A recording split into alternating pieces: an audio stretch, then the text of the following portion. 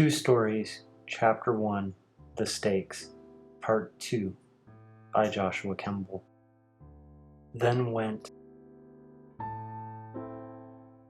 and waited for the bus.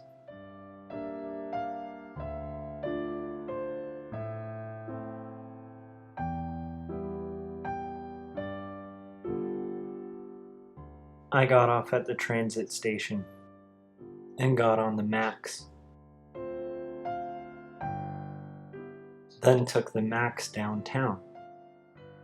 I kept trying to think of a great suicide note, but that wasn't really an issue. I mean, why the fuck would anyone want one, really? There wasn't much of a point to writing one. That had much to do with why I'd made the decision in the first place. Life seemed like it was just shitting, eating, working, possibly doing something, then recycling the same thing on repeat till I grow old. And that's if I was lucky and didn't get murdered or get cancer or meet some other end. So far, the one thing I'd been relying on to avoid thinking about this was my book. Best graphic novel ever. But what about my book, really? If I lied to myself and said anyone gave a shit and bought the thing, it wasn't like it really did anything.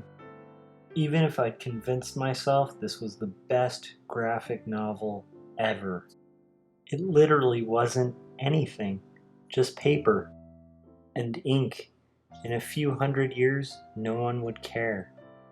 My father was an award-winning graphic designer who had won the Belding Award, which for ad men, especially one with his own design firm, was like the Oscars.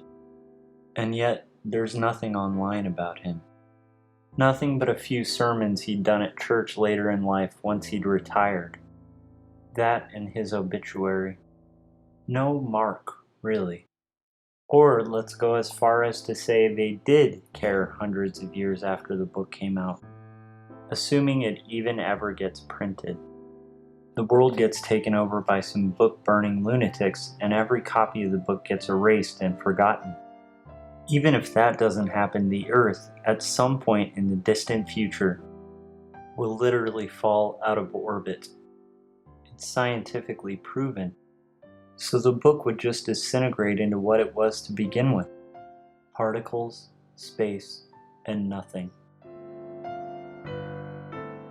When I finally reached my stop, I got off the Max and walked up the stairs, by the park, onto Burnside Bridge. Then I found a good place. No one was really on the bridge this time of night, save a few bikers, so I was pretty clear for takeoff.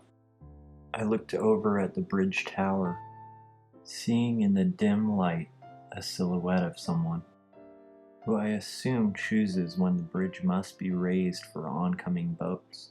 I felt sorry for the guy operating the bridge. To be continued. This is a sample of the ongoing serialized graphic novel at quarterlystories.com.